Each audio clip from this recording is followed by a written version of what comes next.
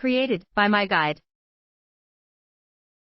How to add a pivot table in Excel online.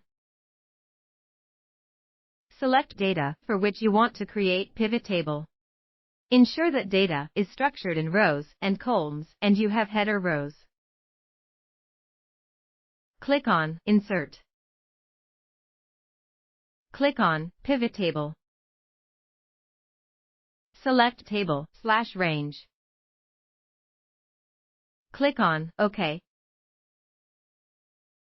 Drag and drop fields into columns and rows. Note how columns and rows are organized. Drop measure, count of what you want to see, and you got your pivot table using Excel online.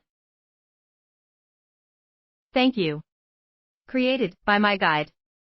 Publish free videos via my guide. Just Google my guide.